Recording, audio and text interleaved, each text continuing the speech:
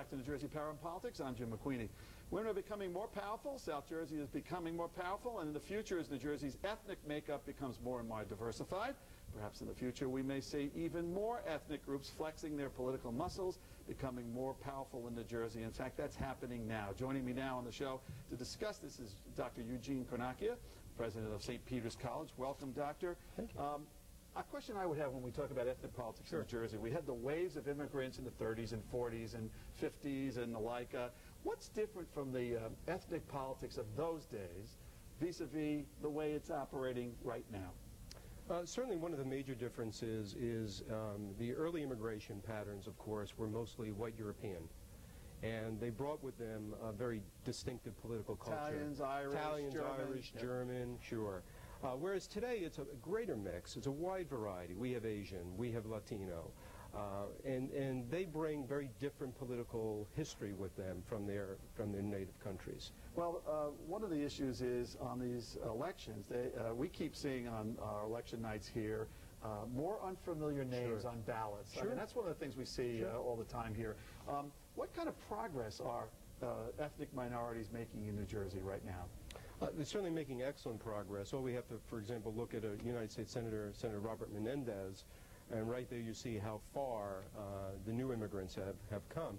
If we were to go back just 20, 25 years ago, for example, in North Bergen, in Union City, for example, you still had a dominant political, Irish, dominant political power, Italian. Now it's essentially all Latino, and it's Cuban.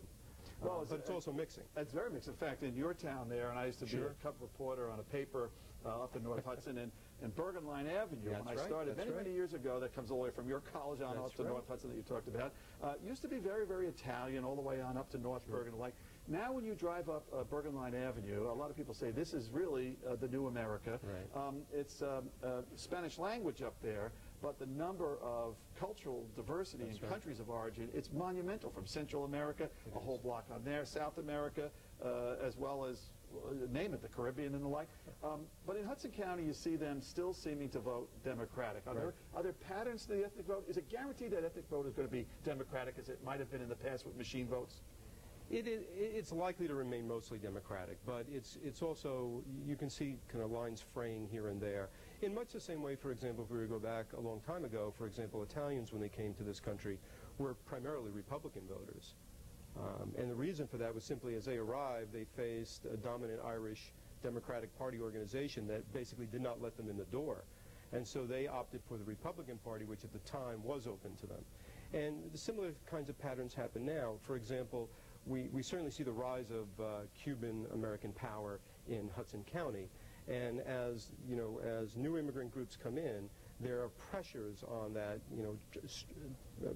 pushing to get in, essentially, to the political door. It's funny to say. And so they'll take opportunities wherever they come. Wherever they come, because the old saying in Hudson County was, there is a two-party system in Hudson County. It's the ins and the outs. The ins and the outs. and you're not in. Right, and you're hard-pressed to know who's in and who's out, depending on where you stand. Especially now. Right. Exactly. When you look at basically the state as a whole here, what are the leading ethnic groups that are really driving a lot of the ethnic politics statewide? Statewide? Yeah. Well, certainly it's Latino, but again, it's always dangerous to just use a blanket term for Latino because that masks a lot of diversity within that category, but also Asian. For example, especially in Hudson County, we see the rise of Indian immigrants. And Middlesex County, too, in particular. Middlesex County as well. And so I think what we're going to see as time goes on, we're going to start seeing more and more Latino elected officials. We're going to see more Asian elected officials. And we're also seeing the rise of Caribbean. What is their agenda top of mind? Does it differ in any way that might be from the suburban agenda of the average suburbanite in New Jersey, if there is such a thing anymore? But is there any difference in what they look at for their politicians or why they run for office? Certainly, for example, with Latinos, one of the major issues is immigration, and that's been galvanized by some very prominent elected officials, for example, Robert Menendez being perhaps the most prominent there. So immigration is one, but also I think they're very much concerned with access to economic opportunities, and that's a very complicated issue. The tax issue in New Jersey, which is one that was certainly dominant, has been and will be as we go forward. they're not as concerned about tax levels as, for example, other populations, you know, the traditional white voter, for example. Well, we see in the legislature, for instance, which is really personifies, I guess, the balance of power in the state here in terms of, until recently, it was fairly heavily male, and now female, but also in terms of race and nations, it's becoming a little more diversified in that category. But you go look from that balcony down, and it's not that diversified still. What's it going to look like, and how's it going to change?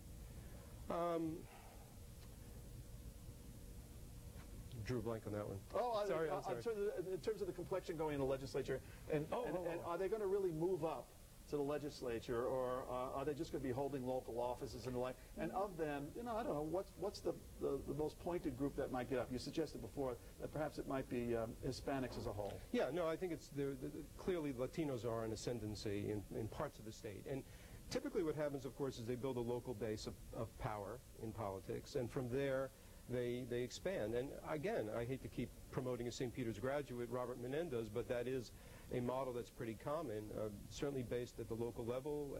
You know, school board moved his way all the way up until finally the springboard from local to state politics, and as some presume, eventually someday national politics. And we had actually Chris Calori, the Transportation Commissioner, Asian Indian American, who was actually acting governor, the first one before the guy down in Louisiana was elected. And then they tried to say in Louisiana he was the first until New Jersey says, well, we had the first here as an acting governor here. Okay, so I guess we will look forward to that. We'll see how that plays out. And the complexion of New Jersey politics is changing. Oh, the complexion is changing. Right. Very good. Okay, there's more ahead on the show. We have Steve Lonergan, the outspoken conservative mayor of Pagoda, and he'll be here to discuss financial conservatism and his book. Stay with us. Power and Politics is coming right back.